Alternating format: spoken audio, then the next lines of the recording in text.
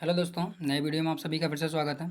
और आज का वीडियो उन सभी एस्पिरेंट के लिए बहुत ही महत्वपूर्ण होने वाला है जो कि अपना यूपी पीसीएस 2025 का प्रीलिम्स देने वाले हैं। क्योंकि आज की वीडियो में हम लोग क्या बात करेंगे, टोटल 100 टॉपिक के ऊपर बात करेंगे पूरे सिलेबस से, जो अगर आपने तैयार कर लिया तो आपका यूपी पीसीएस 2025 का प्रीलिम्स निकालने में बहुत ही आसानी होगी। क्योंकि ये 100 टॉपिक क्या होगा, मतलब कि ऐसे टॉपिक हैं जो हम लोग क्या कर रहे हैं, पिछले 25 सालों के मतलब कि पीवाईक्यू को एनालाइज करने के बाद में उन 100 टॉपिक को निकाला गया है। जो यूपी पीसीएस क्या कर रही है, बार बार मल्टीपल टाइम्स उन्हीं टॉपिक को रिपीट कर रही है। अगर आपने उन मतलब कि पूरे के पूरे यूपी पीसीएस का जो सिलेबस है, आप जान रहे होंगे कि मतलब कि पूरा समुंदर सिलेबस होता है, चाहे यूपीएससी हो या यूपी पीसीएस हो। फिर भी अगर आप उस सिलेबस से कुछ चुनिंदा टॉपिक को निकालना चाहें, तो अगर आपने 100 टॉपिक को कवर कर लिया तो लगभग मतलब कि जैसे एक रूल होता है ना, कि बोलते हैं कि 80-90 का 80-80-20 का रूल। इसमें क्या, यानी कि अगर आपने 20% चीज़ों को मतलब कि कवर कर लिया तो उससे आपका 80% कवर हो जाता है। यानी कि 80% कहाँ से आता है, 20% सिलेबस से ही आता है। अगर वो आपको पता है तो आपका प्रीलिम्स आराम से निकल जाता है। और तो चलिए इसी पे बात कर लेते हैं आज हम लोग। और बाकी आप लोग क्या कीजिएगा, वीडियो को लास्ट तक देखिएगा और साथ ही साथ क्या, वीडियो को लाइक भी कर लीजिएगा और चैनल को सब्सक्राइब भी कर लीजिएगा। क्योंकि आप लोगों के सपोर्ट से ही हम लोग क्या कर पा रहे हैं, इस प्रकार के वीडियो ला पा रहे हैं। तो चलिए आज बात कर लेते हैं टोटल मोस्ट एक्सपेक्टेड, मतलब कि 100 टॉपिक अगर आपने उसको कवर कर लिया तो आपका यूपी पीसीएस निकालने में बहुत ही ईजी होगा। और ये टॉपिक मतलब ये वीडियो मतलब कि चाहे बिगनर हो या फिर कोई मतलब कि एक मतलब कि एडवांस लेवल का एस्पिरेंट हो, दोनों के लिए कारगर होगा। क्योंकि अगर बिगनर होगा तो उसको क्या करेगा, एक तरीके से बाउंड करेगा, यानी कि आपको सिलेबस के दायरे में बाउंड करेगा कि क्या क्या तैयार करना है। और अगर कोई मतलब कि कहते हैं कि अगर एक्सट्रीम लेवल पे, यानी कि अगर कोई एडवांस का कोई एस्पिरेंट होगा तो उसके लिए क्या होगा, वो उसको करेगा कि एक तरीके से बताएगा कि उसका कोई इंपॉर्टेंट टॉपिक छूटा तो नहीं है। तो यानी कि ये वीडियो वीडियो जो होगा दोनों एस्पिरेंट के लिए महत्वपूर्ण होगा, चाहे बिगिनर हो या फिर कोई एडवांस लेवल पे हो। तो चलिए शुरू करते हैं अभी एक एक करके टॉपिक। और आप लोग जान रहे होंगे कि अगर आप लोगों को अगर यूपी पीसीएस का प्रीलिम्स निकालना है तो मेन रूप से अगर आपने 5 सब्जेक्ट को अगर अच्छे से तैयार कर लिया तो आपका यूपी पीसीएस आराम से निकल जाता है। तो पहले तो मतलब कि प्रारंभिक भूमिका बना देते हैं कि कौन कौन से सब्जेक्ट पे हम लोग बात करने वाले हैं आज। तो पहले तो आपका हिस्ट्री, अगर आपने हिस्ट्री पे अच्छी पकड़ बना ली है तो आपका मतलब कि यूपी पीसीएस में बहुत ही मदद होगी। दूसरा हमारा क्या हो गया, ज्योग्राफी।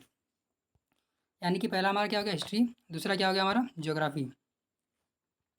ज्योग्राफी से भी लगभग 20 से 25 क्वेश्चन हर बार आ जाते हैं और हिस्ट्री से भी यही होता है। यानी कि पहला हमारा हिस्ट्री हो गया, दूसरा ज्योग्राफी हो गया, तीसरा हमारा हो गया साइंस एंड मतलब कि साइंस मान लीजिए, साइंस एंड टेक्नोलॉजी तो मतलब कि यूपीएससी में ज़्यादा कारगर होता है, पर आप यहाँ पे साइंस मान लीजिए। यानी कि दूसरा क्या होगा, तीसरा होगा हमारा साइंस। साइंस से भी लगभग 15 से 20 क्वेश्चन आ जाते हैं। साइंस में क्या होता है हमारा, जैसे कि फिजिक्स हो गया, केमिस्ट्री हो गया और बायोलॉजी। बायोलॉजी से मैक्सिमम क्वेश्चन आते हैं। और उसके बाद में हमारा क्या हो गया, मतलब कि हिस्ट्री, ज्योग्राफी, साइंस, उसके बाद में पॉलिटी। पॉलिटी से भी लगभग मान लीजिए 10 से 15 क्वेश्चन हर साल आ जाते हैं। और मेनली मतलब कि जो आर्टिकल वाला सेक्शन होता है वहाँ से आ जाता है। पॉलिटी के बाद में हमारा साइंस एंड टेक मतलब कि सॉरी क्या, करंट अफेयर्स।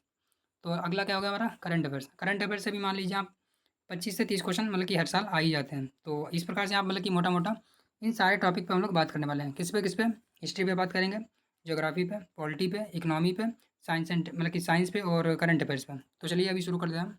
और अभी अब शुरू कर लेते हैं, यानी कि हम लोग की भूमिका पूरी बन चुकी है कि हम लोग किन किन सब्जेक्ट पे बात करने वाले हैं। तो जैसे कि हमारा पहला सब्जेक्ट है, इससे हम लोग क्या कर रहे हैं, टोटल 20 टॉपिक को निकालना है। तो 20 टॉपिक कौन कौन से हैं, तो जैसे कि पहला हमारा टॉपिक हो गया सिंधु घाटी की सभ्यता और उसका नगरीय नियोजन। तो आप अगर देख रहे होंगे, चाहे यूपी पीसीएस हो या यूपीएससी हो, दोनों में हर साल आते हैं क्वेश्चन। अगर प्राचीन भारत से अगर सवाल कभी बना तो आप देखेंगे सिंधु घाटी सभ्यता से ही या फिर नगरीय नियोजन से ही बनेगा। तो यूपी पीसीएस में आप क्या कीजिए, इस वाले टॉपिक को ध्यान से देख लीजिएगा। दूसरा हमारा आता है वैदिक काल में। तो वैदिक काल में क्या, उनकी सामाजिक और आर्थिक स्थिति को आप देख लीजिए, धार्मिक स्थिति को भी देख लीजिएगा। और उसके बाद में जनपद काल और मौर्य काल, इसको भी आप थोड़ा सा डिटेल में देख लेंगे। और इसके बाद में आप सीधे आ जाइए अशोक वाला, यानी कि अशोक का जो क्षेत्र है, यानी अशोक ने जो कलिंग का युद्ध किया था उस समय, उसके बाद में जो मतलब कि बौद्ध धर्म को अपना लिया था और बौद्ध धर्म के बाद में प्रचार के लिए उन्होंने जो शिलालेख बनवाए थे या स्तंभ लेख बनवाए थे, उससे क्वेश्चन काफ़ी हर बार आता है। तो यानी कि प्राचीन काल में इतना हो जाता है। उसके बाद में गुप्त काल जो होता है, गुप्त काल को पढ़ लीजिए, उसका समाज और विज्ञान वाला क्षेत्र, यानी कि गुप्त काल का जो समाज होता है और विज्ञान वाला क्षेत्र होता है उसको पढ़ लीजिएगा। वहीं इसके बाद में आप दक्षिण भारत में देख लीजिए, जो चोल, पल्लव और चालुक्य, इन 3 राजाओं को पढ़ लीजिए। हर साल आपको चोल से कहीं न कहीं मिल जाता है, चाहे यूपीएससी हो या यूपी पीसीएस हो। पल्लव से भी आप देख लीजिए, जैसे कि हमारा मतलब कि पल्लव से कई मंदिर बनाए हैं, मंदिर वाला पूछ लेता है, या चालुक्य हो गया वहाँ से भी पूछ लेता है। और यानी कि प्राचीन भारत में बस आप इतना ही देख लीजिए। और उसके बाद में मतलब कि पढ़ने को तो बहुत कुछ होता है, पर आप इतना अगर देख लेंगे तो क्वेश्चन आता है तो फँस जाता है। और उसके बाद में आता है हमारा मध्यकालीन में। मध्यकालीन में क्या आएगा हमारा, जैसे कि दिल्ली सल्तनत होता है, तो उसमें आप क्या, प्रशासन और समाज।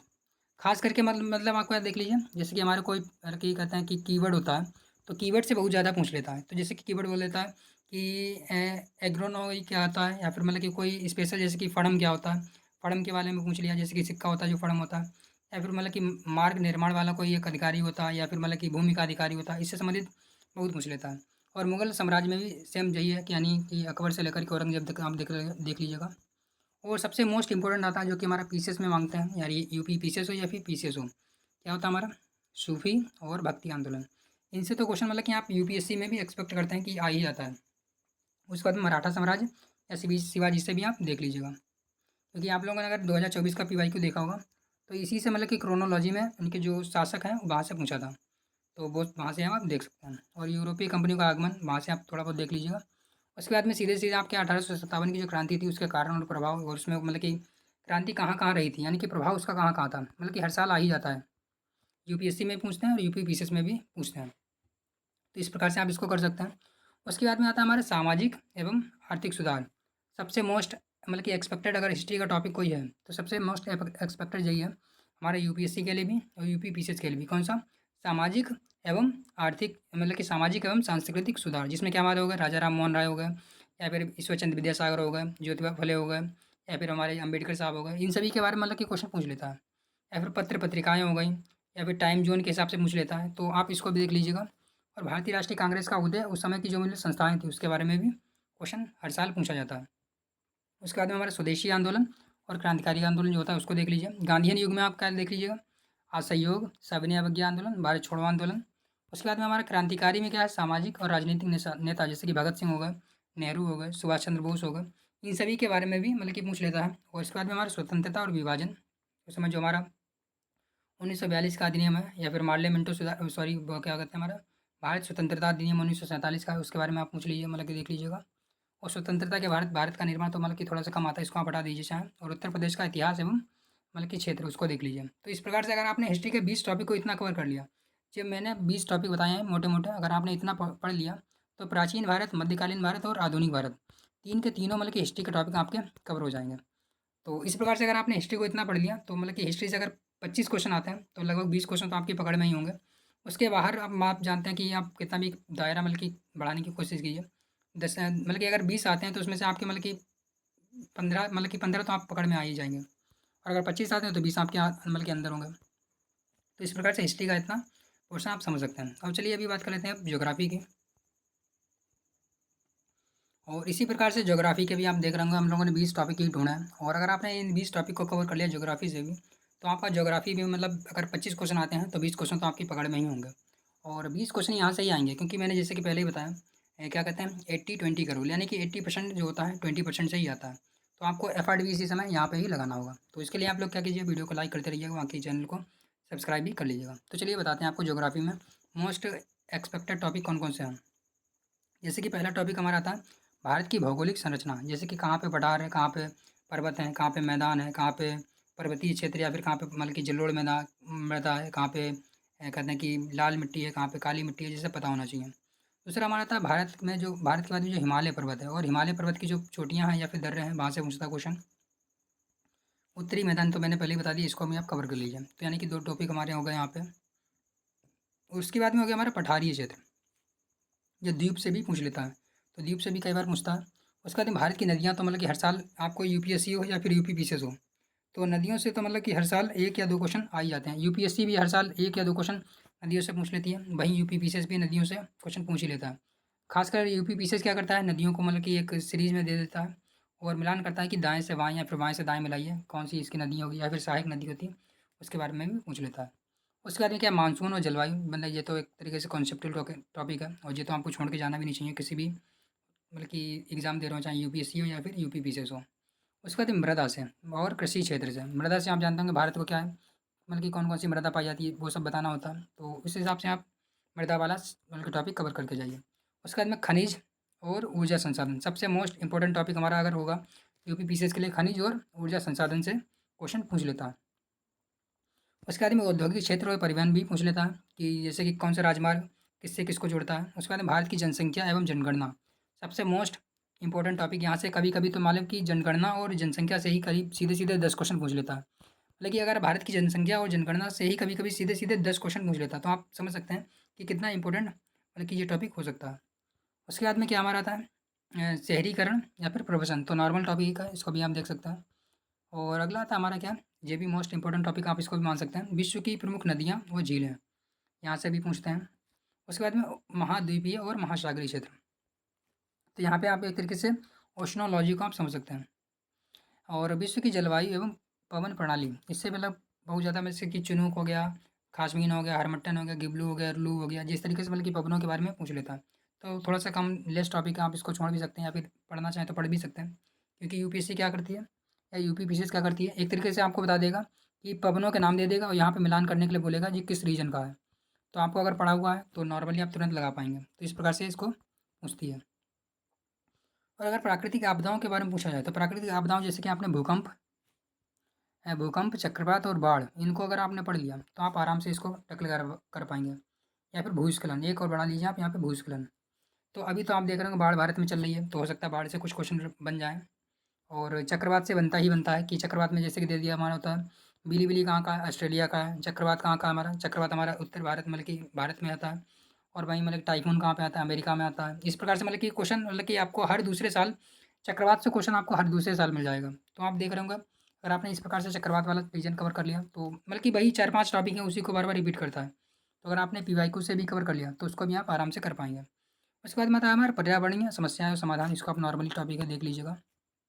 क्या है, वैश्विक ऊष्माकरण एवं जलवायु परिवर्तन, इसको भी देख लीजिए। जलवायु परिवर्तन से संबंधित जो भी हमारे कन्वेंशन होते हैं, जैसे कि पेरिस कन्वेंशन हो गया, या फिर जो कि पेरिस कन्वेंशन कहते हैं कि COP21 था, उससे क्वेश्चन पूछा गया था उस समय। और अभी पेरिस कन्वेंशन बल्कि 26 हो चुका है या 27 हो चुका है, 28 हो गया, जो कि हमारा होने वाला है 28।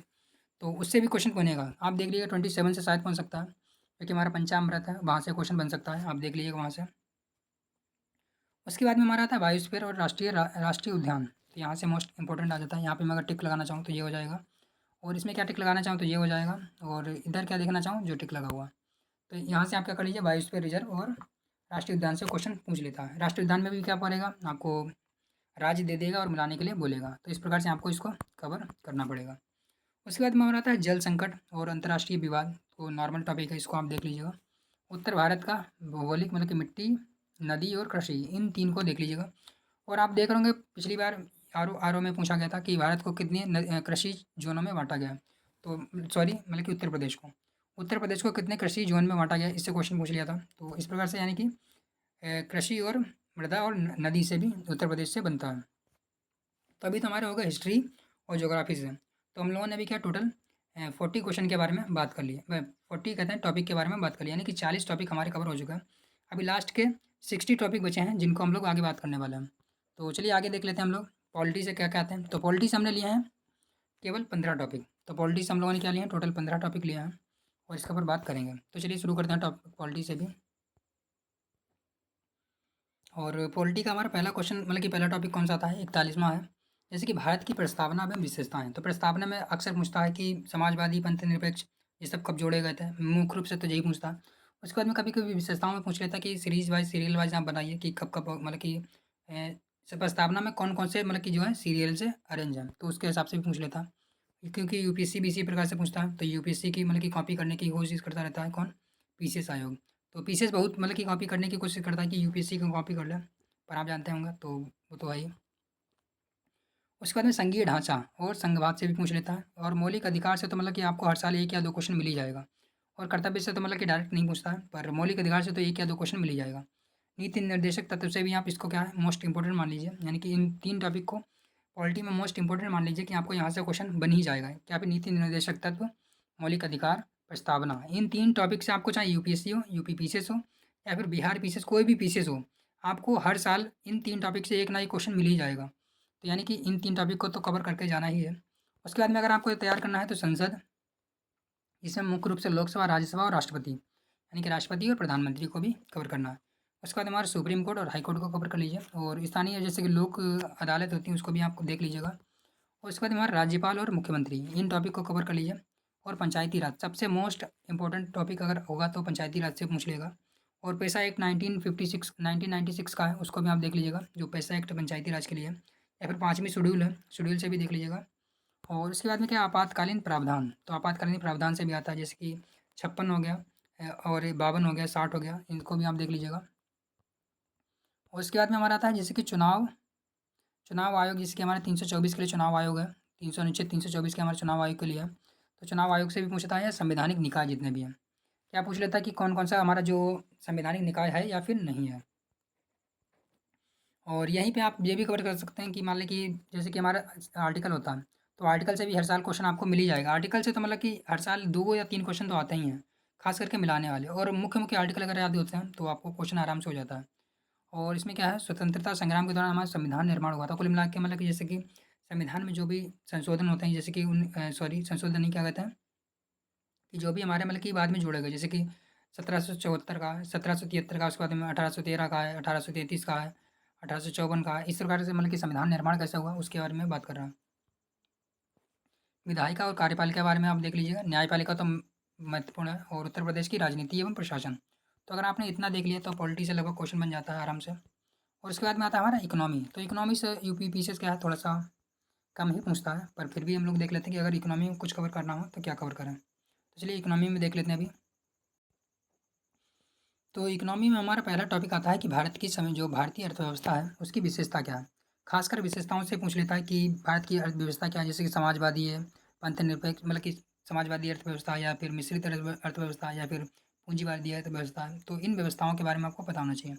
कृषि क्षेत्र के बारे में अगर पूछेगा तो कृषि क्षेत्र की उसकी चुनौतियों के बारे में पूछ लेगा, या फिर कृषि का भारत की जो जीडीपी में कितना अनुपात है, एम्प्लॉयमेंट में कितना अनुपात है, इसको पूछ लेगा। हरित क्रांति एवं खाद्य सुरक्षा, तो हरित क्रांति एवं खाद्य सुरक्षा के बारे में पूछेगा। तो मुख्य रूप से तो हरित क्रांति के बारे में पूछेगा, कैसे कैसे आई, क्या आया। और औद्योगिक नीतियाँ और मेक इन इंडिया, तो मैंने कि पहले ही बताया आपको कि इकोनॉमी से यूपी पीसीएस काफ़ी कम पूछता है, हालांकि यूपीएससी तो बहुत पूछता है। यूपीएससी तो मतलब कि इकोनॉमिक्स का एक मतलब कि मेन पिलर ही है, पर यूपी पीसीएस इकोनॉमी से थोड़ा कम पूछता है। मेनली मतलब पूछता है तो योजनाओं से और करंट अफेयर्स को देख के पूछ लेता है। उसके बाद मैं देख रहा हूँ जैसे सेवा क्षेत्र हो गया, हमारा डिजिटल अर्थव्यवस्था हो गया, जो कि इसको इसको मतलब कि भारत सरकार काफ़ी बढ़ावा दे रही है। तो डिजिटल अर्थव्यवस्था को भी आप तैयार कर लीजिए। और अगर क्वेश्चन पूछता है तो नीति आयोग या फिर नीति आयोग या फिर योजना आयोग, तो यहाँ से क्वेश्चन बन सकता है। बजट तो बनेगा ही। उत्तर प्रदेश का बजट मुख्य रूप से आना चाहिए, उत्तर प्रदेश का, और भारत का बजट और राजकोषीय नीति, इनको भी आप कवर कर लीजिए, यानी कि अगर यहाँ से देखना हो तो यहाँ को देख लीजिएगा। उसके बाद में बीमा एवं मुद्रा, आरबीआई, इनको कवर कर लीजिएगा, यहाँ से क्वेश्चन बन जाएगा। एक या दो, मुद्रास्फीति और बेरोजगारी, यहाँ से भी बन जाएगा। और अंतर्राष्ट्रीय व्यापार और डब्ल्यूटीओ, यहाँ से देख लीजिएगा, यहाँ से भी क्वेश्चन बन सकता है। उसके बाद में हमारा आता है जैसे कि आईएमएफ हो गया, बहुत सारी जो संस्थाएं होती हैं विश्व स्तर पर जो इकोनॉमी में आती हैं, तो कौन सी हो गई, जैसे कि हमारी आईएमएफ हो गई, वर्ल्ड बैंक हो गई, ब्रिक्स हो गई, G20 हो गई। इन सारी की सारी संस्थाओं को भी आप कवर कर लीजिएगा, और इन संस्थाओं से क्वेश्चन बन जाता है। विदेश निवेश, यानी कि विदेशी निवेश और स्टार्टअप इंडिया काफ़ी योजना सरकार की सफल रही है, तो इसके ऊपर भी पूछ सकता है। उसके बाद में हमारा आता है गरीबी, समानता या सामाजिक न्याय। तो गरीबी से संबंधित जितनी भी योजनाएं हैं वहाँ से क्वेश्चन बन सकता है, तो इसको भी आप देख लीजिएगा। और जन कल्याणकारी योजना, जैसे कि मैंने आपको पहले बताया कौन सी हमारी होगी, जैसे कि पीएम किसान हो गई, काफ़ी सफल योजना है। उज्ज्वला योजना है, ये भी काफ़ी सफल योजना है। आयुष्मान भारत है, यहाँ से क्वेश्चन आपको मिल जाएगा शायद, तो इसको भी आप कवर कर लीजिएगा।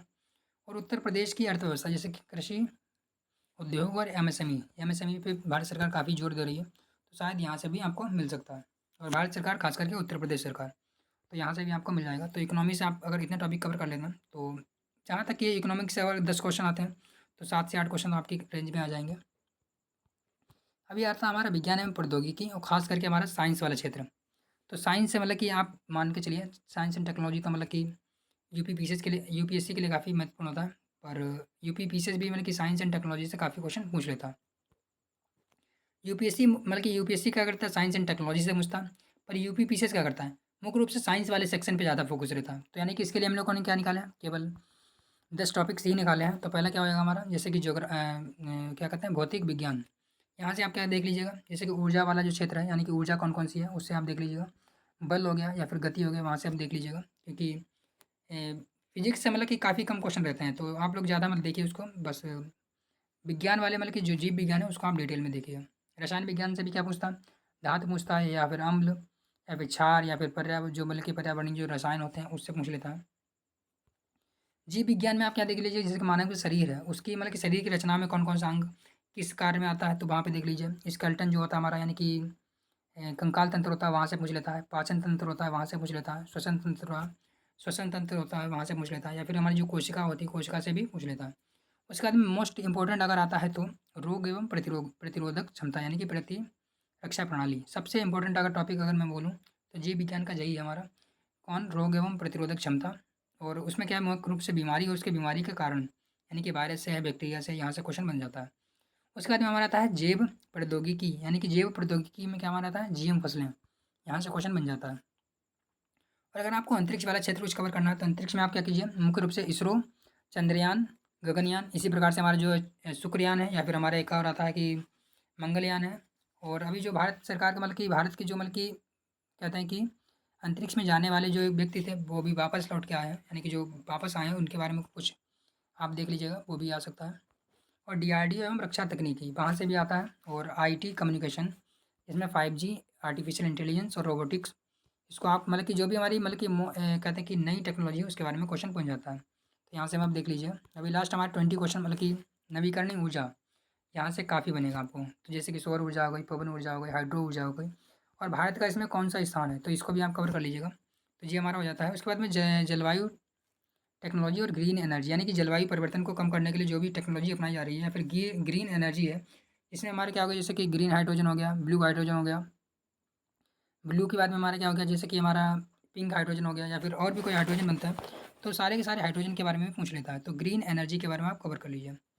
और अभी बचता हमारा फाइनल टॉपिक, यानी कि करंट अफेयर्स। और करंट अफेयर्स हमने बना है टॉपिक टोटल कितने 20, क्योंकि इसका वेटेज भी बहुत अधिक है।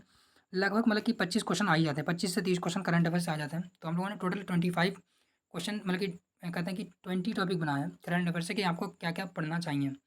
और करंट अफेयर्स में मतलब कि एस्पिरेंट्स का बहुत ज़्यादा बिखराव भी होता है। तो चलिए बात कर लेते हैं करंट अफेयर्स पर अभी।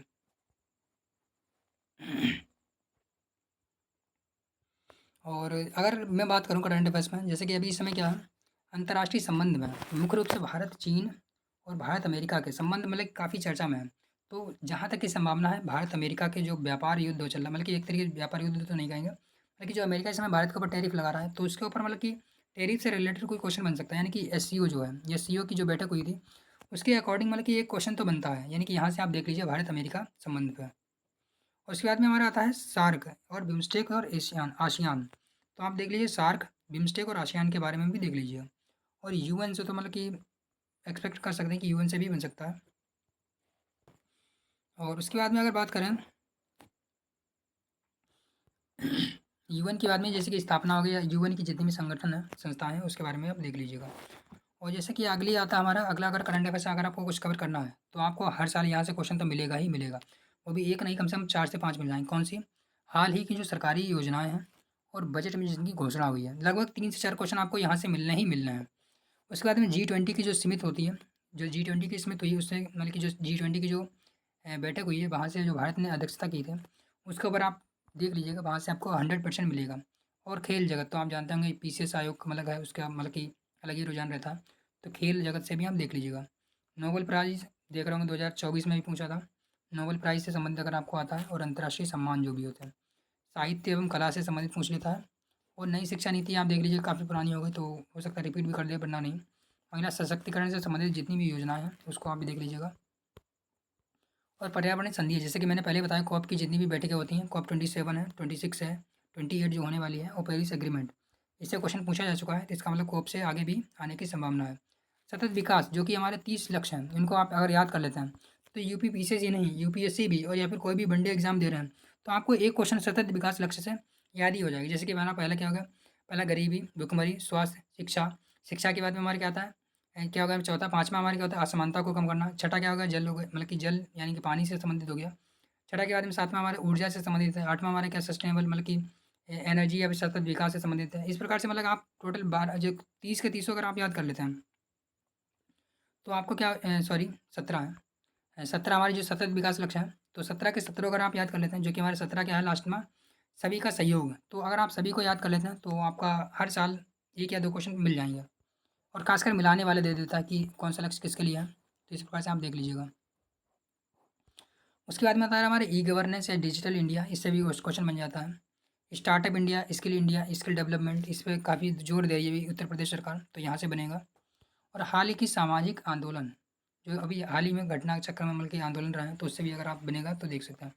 और न्यायपालिका का अगर कोई महत्वपूर्ण मतलब कि जजमेंट आया है, तो उसको आप देख लीजिएगा। विज्ञान एवं टेक्नोलॉजी की नई खोज जो भी होती है या फिर नई कोई चीज़ खोजी गई है, तो उसको भी देख लीजिएगा। भारतीय अंतरिक्ष को कोई नया अपडेट आया है, तो उसको देख लीजिए। जैसे कोई अगर नया मिशन चालू गया है, कोई नया मिशन लॉन्च हुआ है, तो उसको देख लीजिएगा। उत्तर प्रदेश का वर्तमान योजनाएँ और नीतियाँ, यानी कि उत्तर प्रदेश में कौन-कौन सी नई योजनाएँ चल रही हैं, कौन-कौन सी नीतियाँ चल रही हैं। और लास्ट हमारा आता है आखिरकार यूपीपीसीएस एग्ज़ाम ट्रेंड एनालिसिस और पीवाईक्यू डिस्कशन, यानी कि जो कि हम करने वाले हैं। तो इस प्रकार से हम लोगों का टोटल 100 टॉपिक हम लोगों ने कवर कर लिया है। और आशा करते हैं कि आप लोगों को बहुत ही मतलब कि अच्छा लगा होगा और बहुत ही इन्फॉर्मेटिव रहा होगा वीडियो। और इसी हिसाब से हम लोग क्या करने वाले हैं, टोटल कोशिश करेंगे कि मतलब कि अभी तो मैंने प्लान बनाया है कि केवल मैं 5 वीडियो के ज़रिए आपको पिछले 5 साल के टॉपिक को कवर कराऊँगा। पर अगर आप लोगों का रिस्पॉन्स अच्छा रहा तो मैं टोटल 10 वीडियो भी लेके आ जाऊँगा, यानी कि पिछले 10 सालों के एमसीक्यू को क्या करेंगे, पिछले 10 सालों के एमसीक्यू को कवर करा देंगे। तो वो आप लोगों के ऊपर डिपेंड करता है कि आप लोगों का कैसा सपोर्ट रहता है। तो इस प्रकार से हम लोगों ने क्या कंप्लीट फाइनल स्ट्रेटजी को अपना लिया। अगर आपने इतने टॉपिक को कवर कर लिया, तो इस बात की मैं गारंटी देता हूँ कि यूपीएससी या फिर यूपीपीसीएस कोई भी टॉपिक हो, उसको आप आराम से क्लियर कर पाएँगे। खास करके जो मतलब कि जो वीडियो है यूपीपीसीएस को डेडिकेटेड करके बनाया गया है, तो यूपीपीसीएस तो आप आराम से निकाल पाएँगे। तो आशा करते हैं आपको वीडियो अच्छा लगा होगा। बाकी वीडियो को लाइक और चैनल को सब्सक्राइब भी कर लीजिएगा। तो चलिए मिलते हैं नेक्स्ट वीडियो में।